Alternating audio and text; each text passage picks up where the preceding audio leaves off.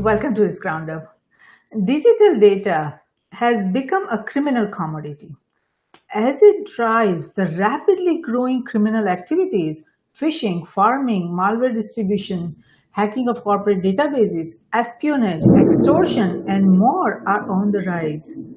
Since the criminal threat from cyberspace has become multidimensional and is targeting individuals as well as entities across nations, its government, industries, organizations, and academia at a rapidly growing rate, combating cybercrime has become one of the top priorities for every nation. Now, since crimes from cyberspace can be technically complex, are integrated to geospace and space, and legally intricate, rapid advances in the functionality of information communication technologies and inherent differences between nations' technical and legal systems brings very complex challenges for investigating cybercrimes. To discuss investigating cybercrimes further, I'm delighted to welcome Julie Clegg to this roundup. Julie is a licensed investigator with more than 20 years of experience in law enforcement and professional investigations. She's an intelligence expert on the UK reality TV series Hunted and Celebrity Hunted and has taught investigative skills and procedures in more than 20 countries. She's the founder and CEO of Humana Intelligence Services and is also the author of the book, How to Become a World-Class Investigator. Welcome, Julie. We are honored to have you on this roundup. Thank you, Jayshree. It's an honor to be here with you today.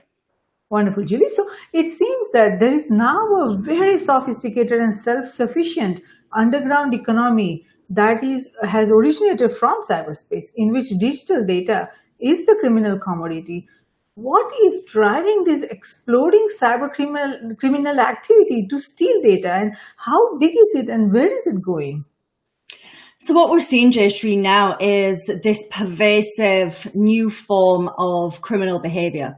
And I think it's really quite misunderstood. And this is one of the things that allows it to creep into our everyday lives and go from, the very low level crime that we see with, computer facilitated and internet facilitated crimes such as stalking and identity theft, right up to the high level interference in the democratic process and, right up to cyber warfare, where we're really seeing some very, very active military retaliation based on cyber crimes that have originated in different countries, hacking, corporate espionage, that kind of thing. So really this has evolved over the last few years and in some ways has gone unnoticed because partly it hasn't been really taken that seriously. It hasn't received an awful lot of media attention. And so the sophistication of the criminals and the organizations and groups and even governments in the background has grown exponentially, while the skills and the resources available to those investigating has not really grown at the same rate. The motivations are not necessarily the same. Certainly, the financial ability of people investigating a lot of this type of crime does not reach the level of that which is available to the criminals. Now, you say that military retaliation is very common now, and that brings a very important question because see, this phishing and malwares and all that is very common. We have heard of that, but when does a cyber crime becomes crosses a level where military decides that okay, this is no longer a cyber crime and it's a cyber warfare, and we need to respond as a military because it is not the military's computers that are always under attack. It is, anybody's computers, corporations and, individuals. So at what point the nation, decides that this is no longer a cybercrime, but it is a cyber warfare? Yeah, that's a great question. And it's difficult to answer. It's hard to determine what each country or each government determines as an act of war against their infrastructure or against their corporations. And we're seeing everything from, when you look at this across every sector, from communications to healthcare, biotech, not just military intelligence and military attacks or attacks on military infrastructure. As you say, we're seeing this across every kind of sector, from automated vehicles right through to communications. And it's this critical infrastructure when that gets attacked at such a level that certain countries, certain nations, the US included, are seeing these large-scale hacks on this infrastructure or on certain processes as an act of war, and are retaliating with airstrikes in certain regions all over the world. Yes, I hear you on that. I mean, critical infrastructures are under attack. We have been witnessing that across nations, and democratic processes, like during elections, they are also getting compromised. So this is getting much larger and much intense.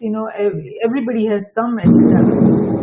Everybody has some agenda. So that is if you look at the nations overall, but if we look at individuals or entities, I mean, they over the years they are going through because of these advances in information communication and digitization technologies and the democratization of information, it has given rise to the globalization of crime. If we look at all these different crime, phishing and all that, where the personally identified information has become a commodity. So if you look at healthcare data, or if you look at financial data and all, it has become a commodity, and it moves so quickly that for conventional law enforcement methods or procedures or officials, it is very difficult to keep up. So from your assessment, how are they responding on this? I mean, this is not even just warfare activity, it's a little lower than that, but it's more widespread because everybody is under attack. So is there anything done for that, in real time to stop these kind of efforts? Yeah, so one of the issues that we have is that cybercrime in its various forms has been somewhat misunderstood in the previous years. And that has allowed fairly sophisticated organized crime gangs and groups to come together and build what can only really be described as very effective corporations. If these people were on the right side of the law, they would be very successful business people. As it is, they're very successful criminals. And the fact that they have this hierarchy, they have a structure that allows them to, from the top down, have workers that are great at hacking, and then they have their own finance department, they have their own data processing, they have their own communications networks. And these go all over the world. We almost shrug it off now when we get a phishing attempt, or when somebody calls us and we know it's a scam.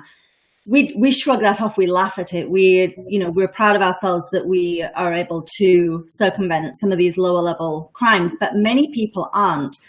And if you consider the way that this is done, these lower level crimes are very innocuous. They don't feel very invasive. We are not traumatized. They don't make the news when somebody steals, $500 from our bank account. We are personally insulted, and we feel a little bit silly, and we're embarrassed because we feel like it's something we have done that has allowed these cyber criminals to behave that way. But if you think about it, if somebody's walking through a supermarket and they want to steal some money from somebody, the risk involved in that is very high. The risk of being caught, of somebody seeing them, of escaping with the money, even if they manage to get somebody's wallet out of their pocket, the risk of actually getting out of there is quite high. And the reward is quite low. So you might steal somebody's wallet and it may be empty, or there may only be $10 in it. So the risk reward ratio is somewhat off. And then the chances of getting caught, if you are caught, you're going to get a criminal record. You may go to jail. And in order to make that worth your while, you may have to do that 20 times a day just to come away with $100. But if you think about that from a technical perspective, and how technology has facilitated crime and facilitated that low level of crime, organized crime groups can hit thousands, tens of thousands, millions of people per day using automated tools. It's very low risk. So the risk of getting caught is extremely low. The potential reward is very high because of automated online banking and various other ways that we put our money out there and our assets out there availably online. And then the risk of conviction and the risk of any kind of prosecution or any kind of jail term or any kind of criminal record is also extremely low. So there's very little deterrent and all the availability in the world with automated tools for these organized crime groups to make millions and millions of dollars in a very low risk way while they sleep. And they don't, they literally have to write the code and deploy it. And, the bank account just stacks up while they sleep effectively. I mean, it's not that simple, but of course it's much easier than going and stealing in the traditional ways. No, I hear you, because cybercrime industry is more mature than our defenses probably, and the nature of attacks, like you said, the low level attacks, and then there are those warfare attacks, and then those are attacks where everybody's bank accounts get wiped out. So there are many different level and nature of attacks happening. So cybercrime is globalized, and it is blurring the traditional distinction between the nature of the threats to civilians and to military security. And it's also not something that responds to single jurisdiction, because it doesn't happen from just within the nation or within the state. We don't even know where it originates quickly enough. And the liability is also that all these networks that are to exploitation that are exploited for many different reasons, and at many different points, because there are a lot of vulnerability points. So as the investigators like you try to investigate any of these crime, like whether it's financial industry crime or whether it is some other nature of crime, military crime, what are the jurisdictional challenges that you face when you address such criminal activities? Yeah, when we talk about jurisdiction in investigation, and particularly relating to cybercrime, really we're talking about the authority to prosecute.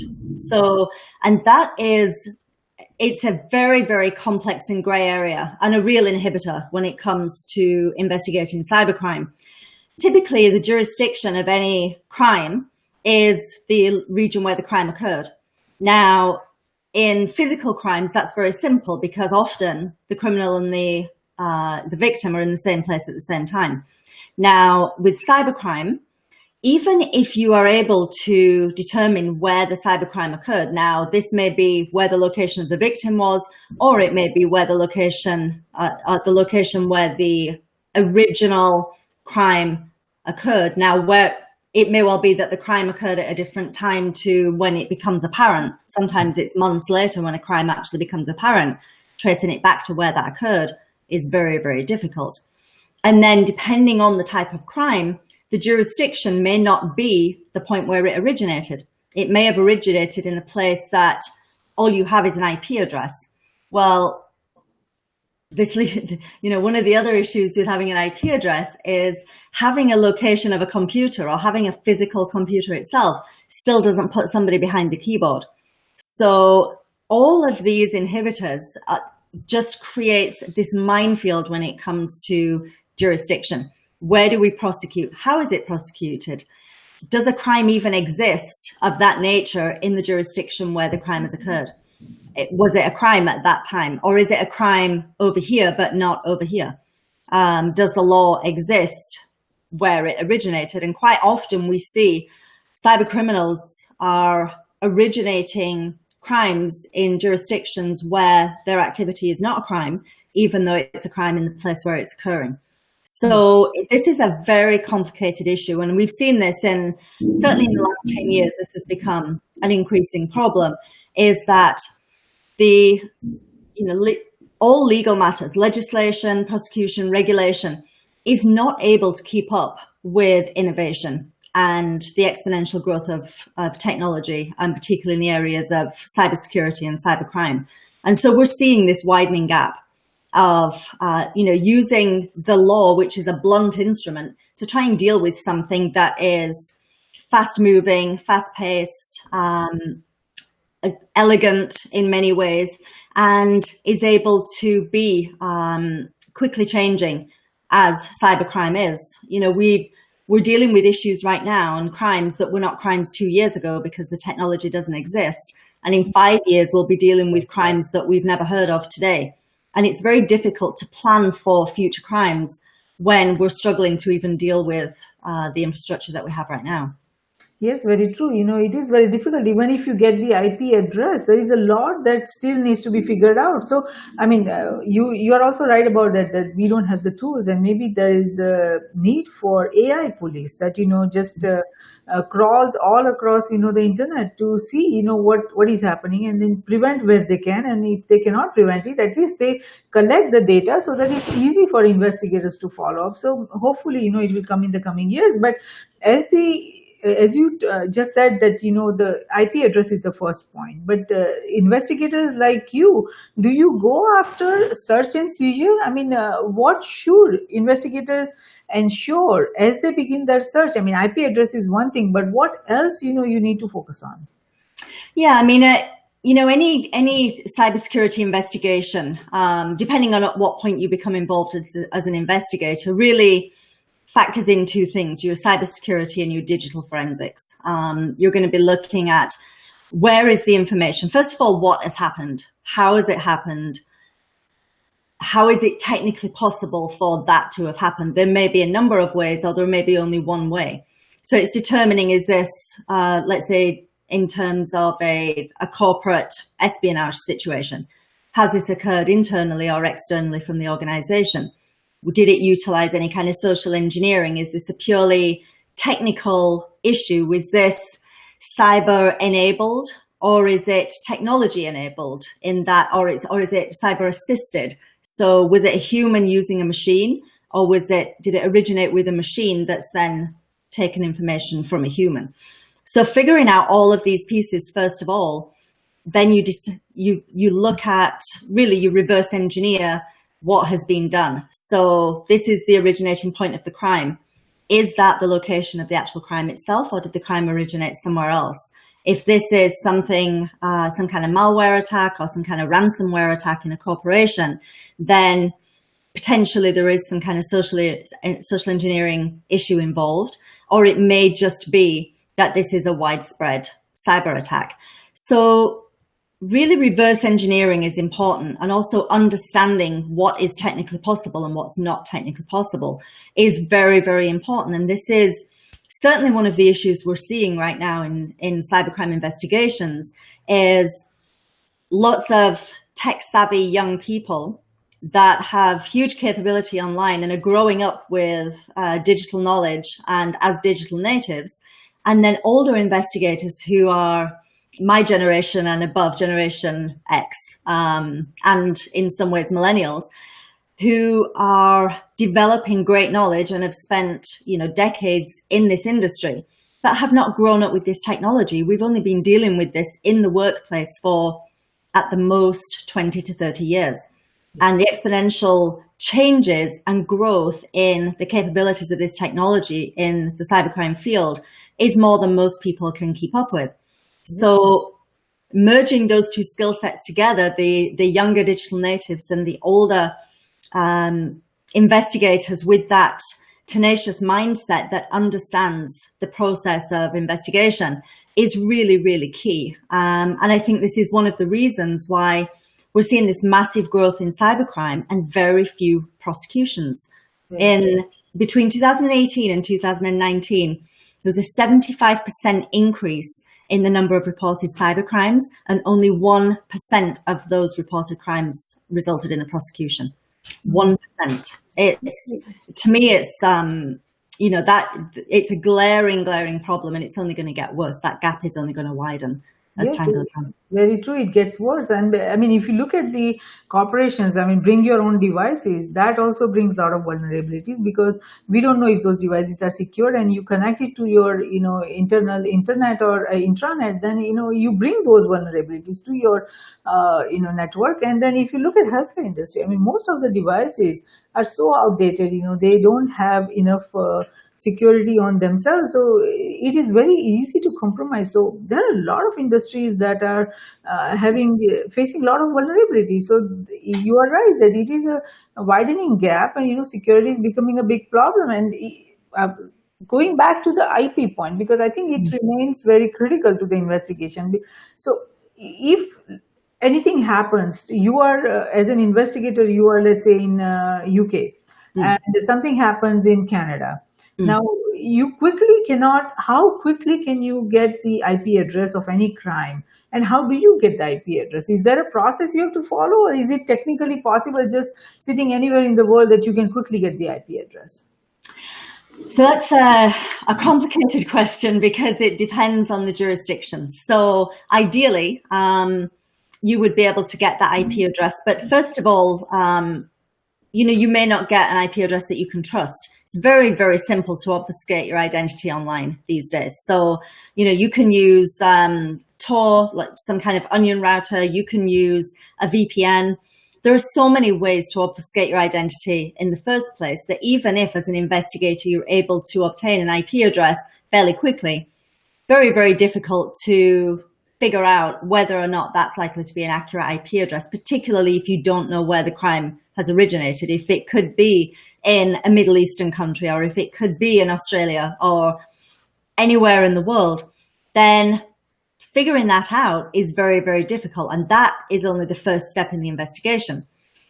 If you're able to get that IP address, and often what you'll have is, if this is an email type of attack, or if this is an attack on infrastructure, the IP address that's represented in either in the communication, if you're looking at metadata, that is not necessarily accurate. That will take you maybe back to your own internal system, or it may take you back to a general either internet service provider or an email service provider.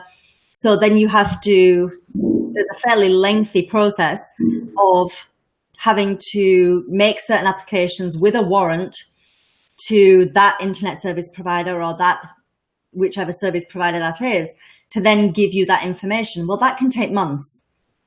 And then you have that, then you realize that, okay, well, this is just my own internal system. So now you have to take that back to the next step, which is, where did this attack originate from? And it turns out that it's some ISP in a country with a completely different jurisdiction and no reciprocal rules.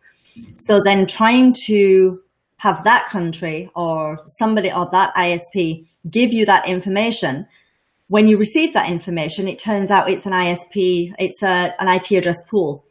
And there are 10,000 IP addresses within that pool, and they are all distributed. So there's no way of ascertaining who is actually behind that IP address. And that whole process can take 6 months.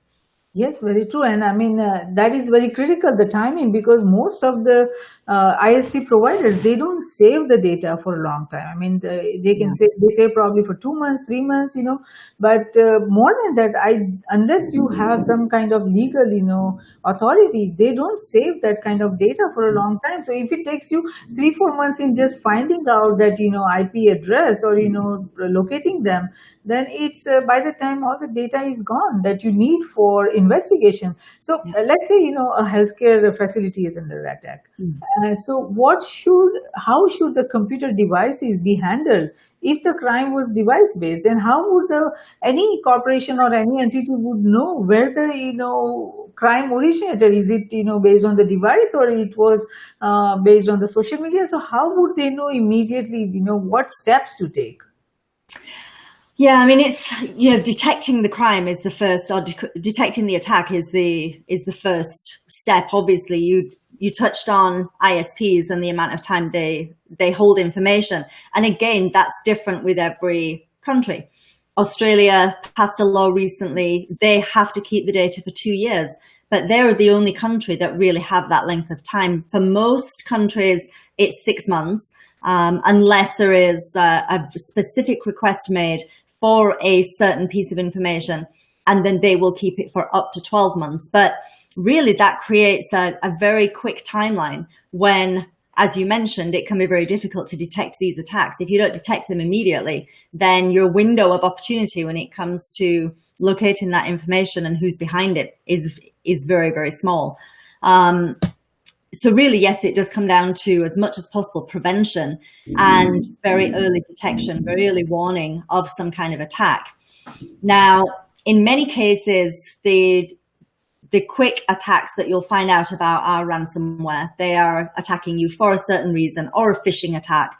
If you can detect that just by education, so educating your staff, shoring up your infrastructure, so making sure that all updates are in place, your technology is right up to date, that you have the appropriate security in place, whether it's firewalls, whether it's only certain people being able to access certain information, whether it's certain information being kept on certain servers. And then you've got the issue of the transmission of data.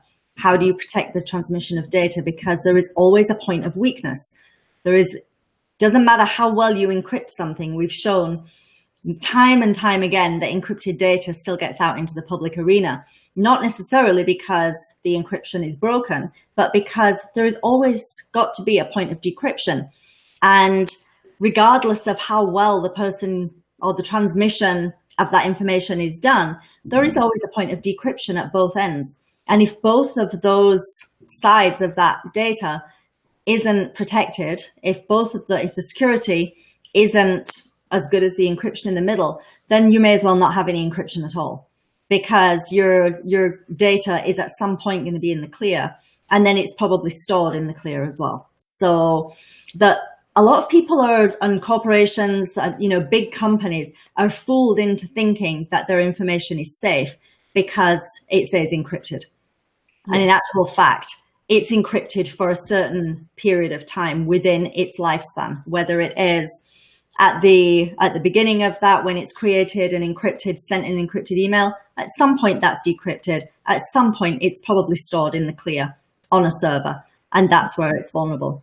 So we tend to, I think there is some misunderstanding about security. I think people feel like it won't happen to them, and so they don't worry about it too much, or they rely on somebody else to take care of that, or they believe that somebody else is being responsible for their data. Yes. Not only that, I mean, a lot of people think that even if our data is stolen, it doesn't matter because it's all encrypted. And even if the encryption is such that, they cannot break it, the criminals cannot break it, they can hold on to that data for future when, the technologies become available to break that data. So nothing is safe, as soon as you lose the data, you are at risk, because there is no guarantee that if that data when it's going to get decrypted.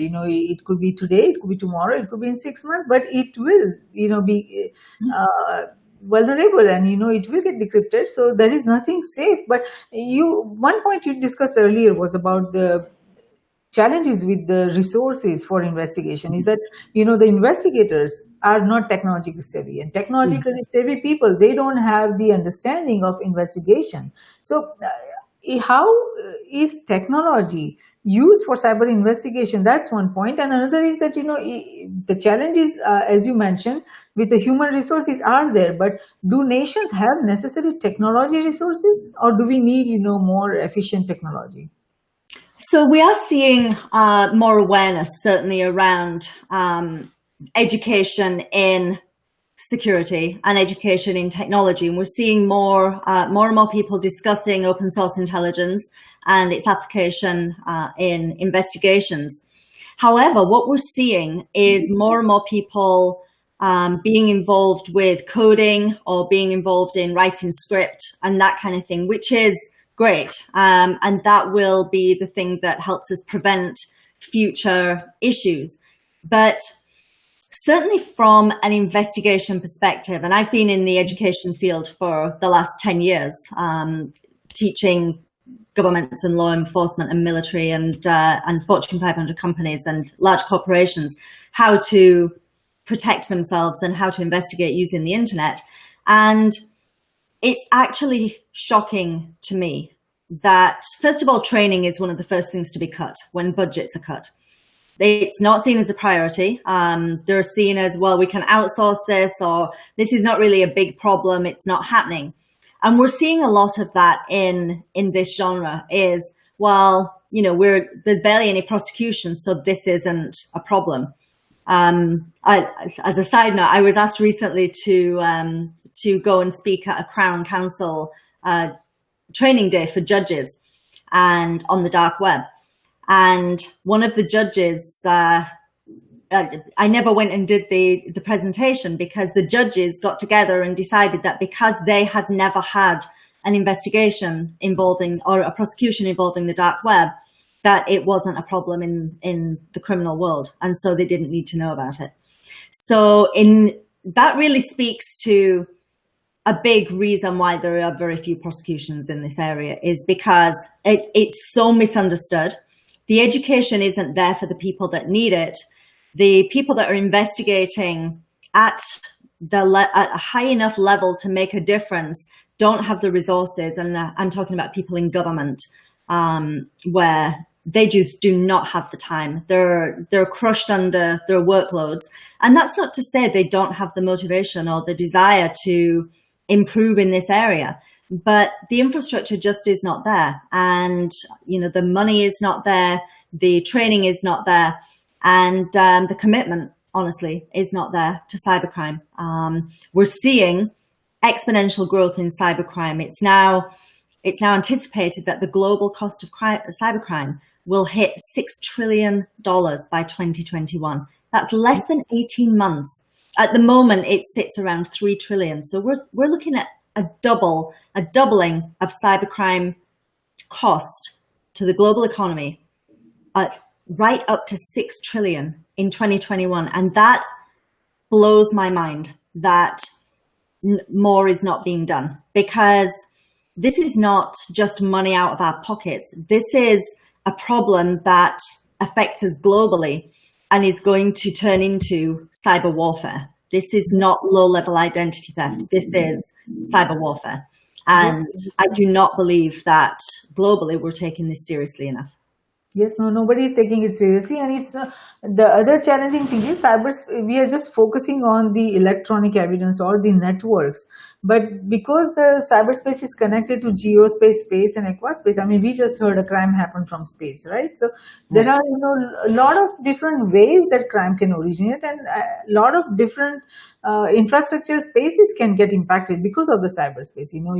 The satellites are at risk, the critical infrastructure is at risk in geospace, and everything is at risk. In fact, as soon as you are connected to the internet, everything is at risk. So as an investigator, or even, not only investigator, but as a organization or corporation who are trying to prevent crimes, or who, once the crime happens, should they focus only on the electronic evidence, or should they focus on something else also, that as soon as they find out that a crime has happened, what they should protect? And investigators, should they focus entirely on the electronic evidence, or should they go after some other evidences as well?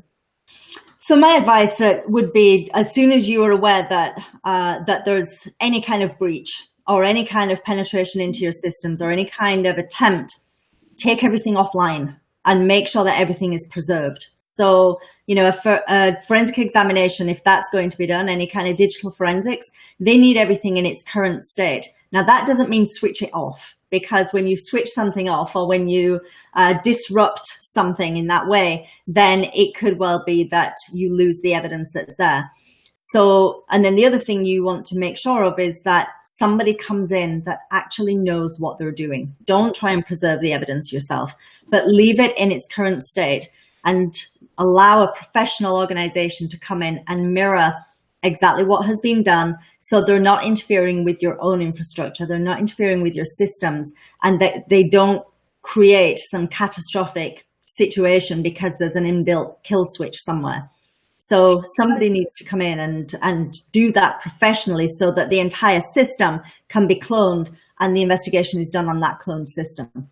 No, I agree with you that, professionals need to get involved, but should they not contain the area, or the system that has been compromised? Because otherwise, if they keep the connectivity on, then, more systems could be compromised. So should they not isolate that area? As much as you can. It depends on the type of crime. If something is not happening in that moment, if we're not talking about some kind of critical ransomware situation, take everything offline.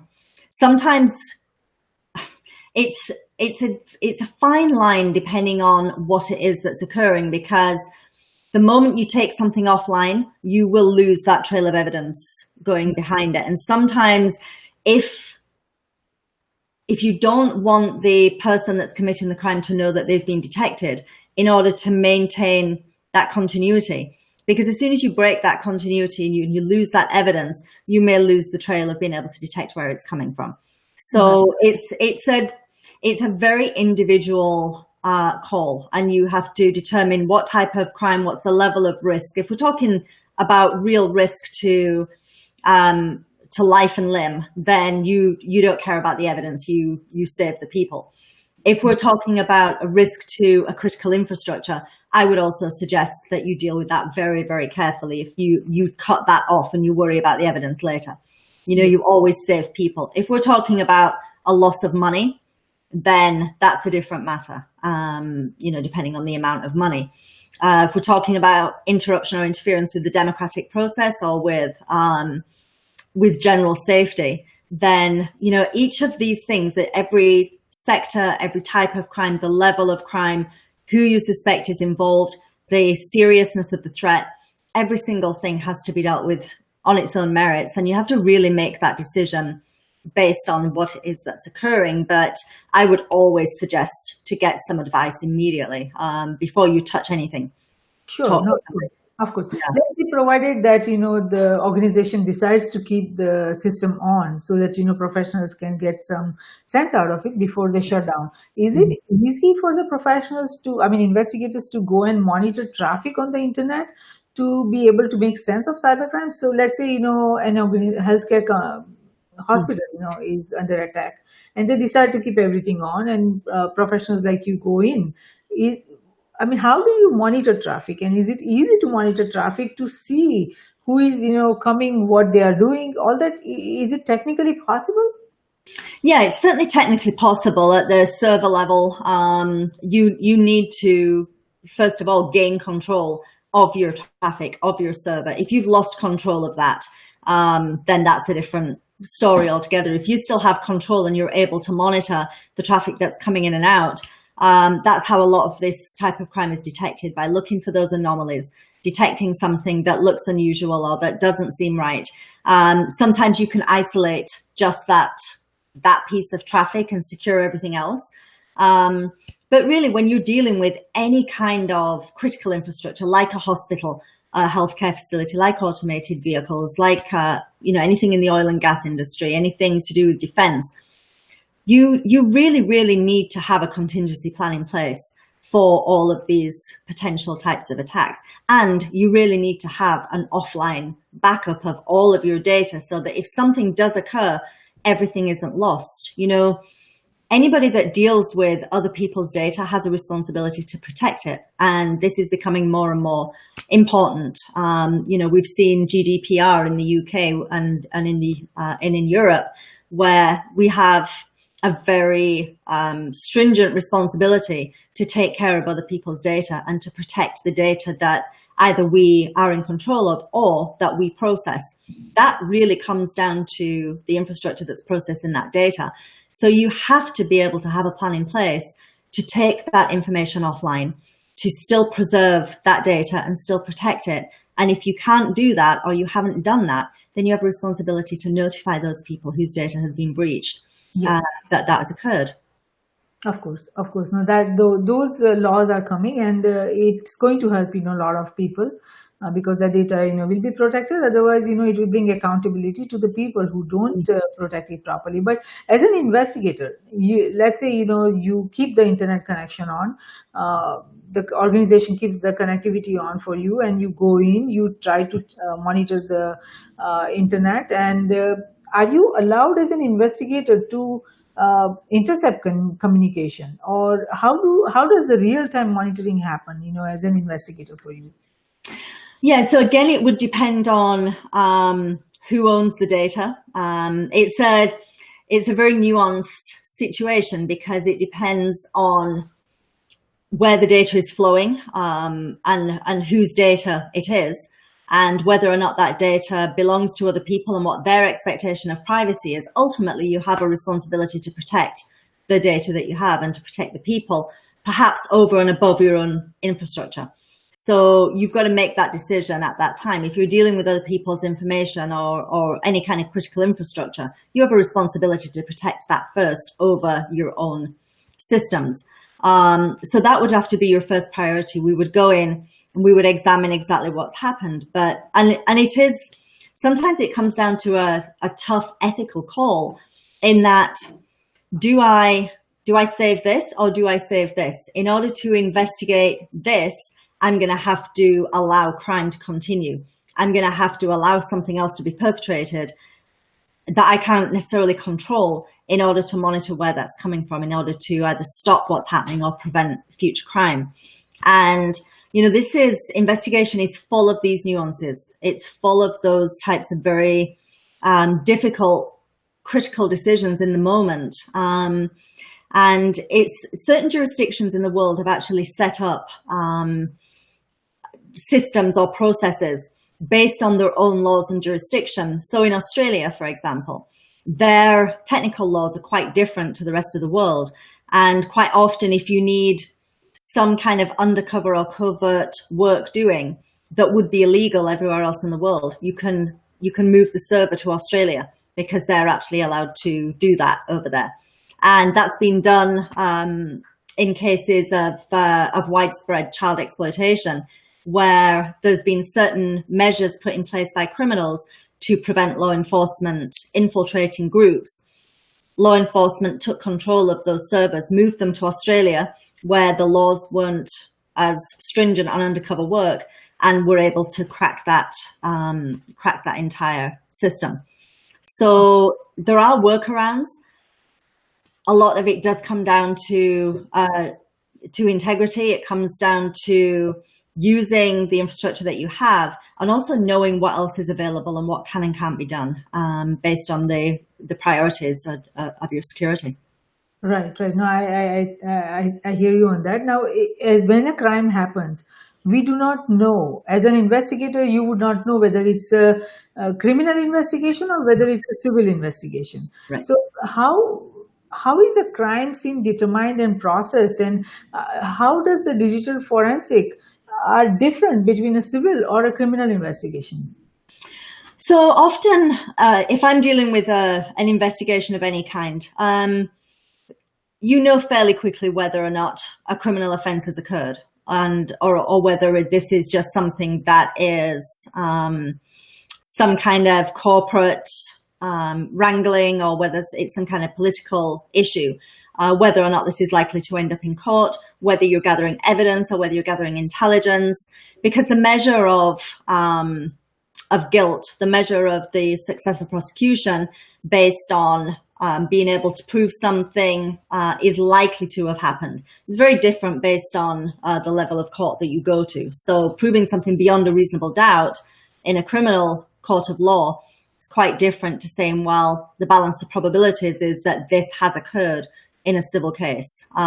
So that's one of the first things I determine when I talk to somebody. If I go into an organization, if I go into a government department, is what exactly is it that you want to do with this information? What is it that you're looking for? What is your intention? So here's what we believe has happened, or here's what this looks like. Is this going to result in a prosecution, or do you just want it to stop? So from my perspective, and most investigators I know, you deal with it as if it will always end up in court. You gather the best evidence that you can, and you preserve every piece of evidence that you can, regardless of whether or not the person says, I just want this to stop. You don't know how that's going to escalate. You don't know how it's going to progress as time goes on. So you always capture everything and deal with it in the most professional way, because it may well be that when you gather the evidence now, if there is an escalation 2-3 years down the line, then you've preserved that evidence. So I always deal with it as if it's going to the highest court in the land, and that protects my integrity, the integrity of the client, their infrastructure, and the evidence. Yes, that's the right way to go, because when you start the investigation, you don't know how deep it's going to go and how much wider it is and what impact it's going to have. So to think, before the investigation starts that, it's just a small investigation, that would be not wise. You need to save all the data that you can, because you never know where it could end up. So as an investigator, what are the challenges you face to stop the cyber criminals, or to investigate any of the crimes that happens even after the criminals have left? They may have left some footprints, they may not have left some footprints. So what kind of challenges you face? Yeah, I mean, right from the beginning, cyber investigations are very complex, even the very low-level ones, because you're dealing with often unpredictable technology. So you're dealing with, you've got to go in and preserve something. You've got to go in and find out initially what's happened, often from people that don't really know how their own technology works. So you're asking somebody about their email infrastructure. You're asking somebody about their IT infrastructure, and they can't give you the answers. So you have to detect that right from the start. You have to, and often people don't want to take your advice because cybercrime is inconvenient. You're going to have to take things offline. There is going to be disruption to their business. There's going to be disruption to their staff. They don't want people to know. They're embarrassed. So often you'll meet some resistance, and then so you've got the people that don't really understand their own problem. They don't understand what has happened. They're very fearful. They don't want to tell people. They're embarrassed. They want to protect what they have. And then they don't want to share with people whose data has been stolen or been compromised, if that's happened, that has happened. They've got potentially a huge loss of reputation at even a low level. Nobody's going to trust when, if a data breach has occurred or information has been stolen or leaked to the media or whatever it is that you're dealing with. The massive loss of trust is sometimes irrecoverable for businesses. So there's all of this to weigh up. Often people don't want to report it in the first place. And when they do report it, they don't want to go ahead with the investigation. They don't want to provide the evidence. They don't want you looking in their systems. They don't want you going in and working with their IT department because they don't want you seeing behind the curtain of what they're doing in their business. They're worried about their competitive advantage. They're worried about their reputation. So many challenges when it comes to investigating cybercrime. And then if you do have a complainant that is on board, quite often they are embarrassed about their lack of security. As you uncover things and you tell them exactly how this has happened, your security is terrible, and you have done nothing to protect your infrastructure. You've done nothing to protect the data of all the people that you're responsible for. They are, of course, worried about being prosecuted by regulators. They're worried about the effect on their business. So it's very, very difficult. These people, many of the people that I deal with just want it to stop. They don't necessarily want a prosecution. And that makes it very difficult because it means that we cannot gather evidence. We can't gather intelligence on how cybercrime is progressing and how the criminals are doing what they're doing, which is vital information for us to be able to prevent future cybercrimes going forward. Yes, I mean, it's not just a reputation, it's a legal liability also, right? For them, if they have not taken the steps that they were supposed to take. So now another point is that, AI-driven automated, cyber attacks are already happening. Those cyber crimes are already emerging. So for investigators, how does it change the complexity? Because now this is all automated, AI driven, and do we have the AI driven tools so that you can counter those attacks, and while they are happening in real time, to prevent those attacks happening further? I mean,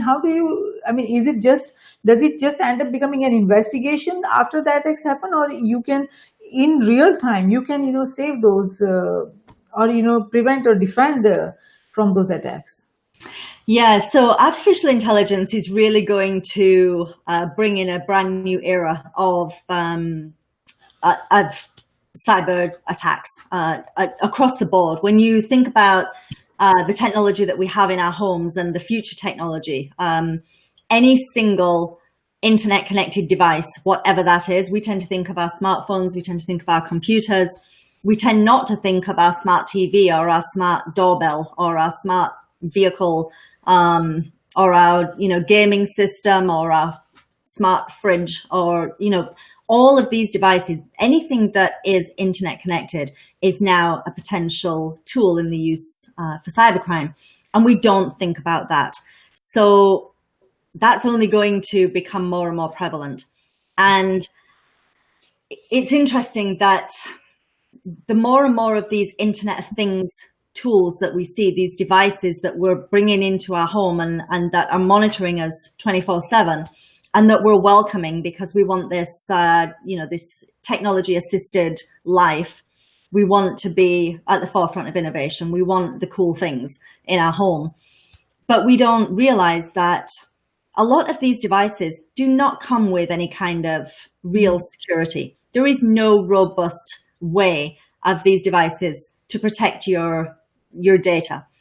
And most people, or I won't say most people, but many people don't care. They're not worried about that. They're like, okay, so my TV transmits the words that I say and it stores it on a database. I'm not saying anything wrong. Why does it matter?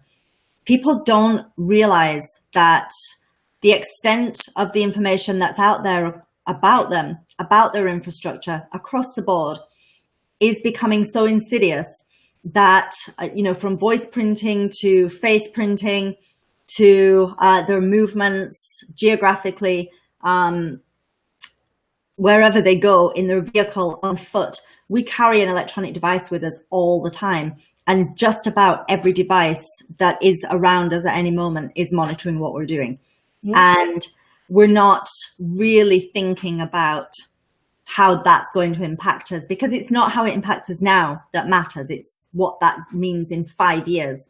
It's how, we're sending our DNA to companies to do checks on our backgrounds and to do checks on our, genealogy, not caring about the fact that our DNA is the one thing that we have that is so specifically ours, and we're giving it away and we're paying for the privilege. We're just going to see more and more of this. So when it comes to artificial intelligence in crime, we are in no way equipped to deal with all of this technology that's coming down the line. The gap is getting bigger and bigger, and I don't even think the majority of investigators at an everyday level are even thinking about what's coming in the next 5 years. Yes, it is going to be very complex because we already see deepfake videos. Now, as all the data is captured, all the, voice printing happens because of all these tools that we have in our homes that transmit all our communication to wherever it's being collected. It is for the AI to copy that voice is going to be very, easy. So we never know. It would be very difficult to validate who actually said whatever said, when any tape emerges, for anything that happens, whether it's actually that was said or whether it's a AI-driven tape. So yes, it's going to get very, very complex. Deepfake videos, deepfake audios, all kinds of things are emerging, and it is going to be very, very difficult to stop. So for investigators, are there any guidelines on cybercrime investigation, or is it, every investigator follows what they want to follow? So, really the principles of investigation. I mean, we tend to follow, certainly those of us that do open source intelligence and investigation, we follow what we call the intelligence cycle, which is really a military-based process for gathering, analyzing, and sharing information that we find, not just necessarily technically, but in every way. But we apply it most frequently when we're talking about digital information. So there is something of a loose process, but it is very outdated. When we talk about the data that's out there, we talk about two main elements, and that is the verification of the data and the verification of the source. So those are the elements that really keep intelligence, or really turn information to intelligence. So processing that information. So if you think about deep fakes, there was a case recently where the CEO was convinced, using a deep fake voice, of an investor. He was convinced to transmit $220,000 into a bank account based on a voice recording, and it turned out to be a deep fake. It's the first AI-driven deep fake fraud that we've seen, and it's the beginning of a new era. However, in all of my investigations and in everybody I investigate with and anybody I mentor or teach in terms of investigation, that these are the two key elements, and that is source evaluation and verification, data evaluation and verification. And the two are separate.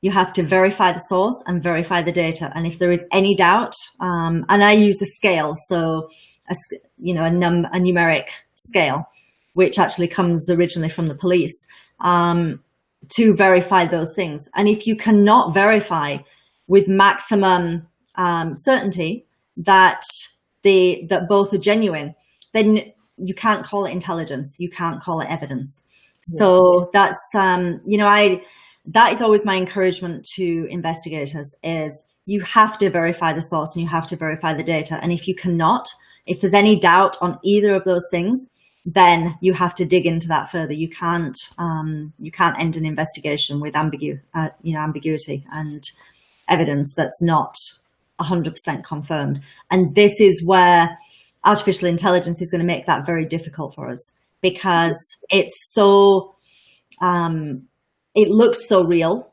The products of artificial intelligence are so real and so accurate. They're better at replicating certain human elements and certain actions than humans are. And I think we're going to see increasing problems as as time goes on, because trying to verify where information comes from is more difficult than ever, because it's much easier than ever to hide and obfuscate your identity and the origin of information. And trying to determine how something has been created and whether or not it's real is also very difficult. And it may well take the development of AI security tools to investigate AI originated crimes. Yes, it's going to be very complex, because the human identity is going to get very complex. Now, as like you just mentioned before, that, when we send our DNA for analysis, all that data is stored in the digital format, and it gets transmitted, in digital format. So, and once, all these biobanks that are emerging, their security is not where it should be. And when the digital data, this DNA data gets transmitted on the web, it's very easy for it to get compromised. And, once you capture that data, you can misuse it for anything. So the investigation is going to become very, very complex process in the coming years, because it will be very difficult to know what is real, what is not real, what is AI driven, and how to, counteract that, because all these algorithms are transparent. There is no way to know who is actually behind that, whether it's a human or whether it's an algorithm. That is the reason, we are promoting that we need algorithm naming and identification system, because without that, it's going to get so complex for every, variable that we have to protect, for every, type of data that we need to protect. So, but it's something that we have to keep working on. As we go forward, there are a lot of challenges coming our way. So having said that, what would you like to tell our global viewers and listeners, and what recommendations would you like to give the investigators all over the world? Yeah, I completely agree with what you're saying. First of all, about the algorithm naming system, we are going to have to do things differently in the future. We have to really try and anticipate what risks and what threats are coming to us, given the technology and the projection of where technology is going in the next 5 to 10 years. And we have to start putting more effort and more focus into building tools that are going to prevent those kind of crimes, rather than deal with them reactively at the end. Because I think we're already seeing that there are such a small number of prosecutions, and that's partly partly because of ignorance, partly because of the infrastructure is not there, partly because the money is not there, partly due to jurisdiction issues. So prevention is going to be key in these as we go forward. We have to use the technology that we have to secure our data in all its forms. We have to be able to protect and take responsibility for protecting not just our data, but the data that belongs to other people, and ensure that we are undertaking stringent verification of sources and data, and keeping an open mind, and not considering it's somebody else's problem. This is all of our problem now. We all have a responsibility. It's our data. We have to shed this idea of, well, not doing anything wrong, so I have nothing to hide. We're not in that world anymore. Yes. We need to look at this from a bigger picture, global perspective, and every single person needs to take responsibility, and investigators have to take responsibility for educating themselves on technology and being responsible for sharing their knowledge, for collaborating, and seeing this as a global issue and a more strategic problem. Very true. Excellent. That is a very right advice, because we all are accountable for our individual and collective security. So having said that, thank you so much, Julie, for participating in this roundup today. We appreciate your thoughtful insight on cybercrime investigation, and I'm sure our global viewers and listeners will benefit tremendously from the information you provided today on how cybercrimes are investigated and what are the challenges and where we need to focus on. So even if a single crime is investigated properly based on the discussion we had today, this Risk Roundup dialogue has been of service, and we thank you for that. You're welcome. Thank you so much, Jayashree. Wonderful, Julie. So Risk Roundup, a global initiative launched by Risk Group, is a security risk reporting for risk emerging from existing and emerging technologies, technology convergence, and transformation happening across cyberspace, aquaspace, geospace, and space. We at Risk Group believe that risk management, security, and peace, they walk together hand in hand. Though security is related to management of threats and peace to the management of conflict, risk management is related to management of security vulnerabilities as well as management of conflict. It is not possible to conceive any one of the three without the existence of the other two. All three concepts feed into each other. We believe that the security we build for ourselves is precarious and uncertain until it is secure for everyone across nations. Tradition becomes our security, so if we build a culture of managing risk effectively, it will lead us to security, and security will lead us to peace. Let's manage the existing and emerging risks together.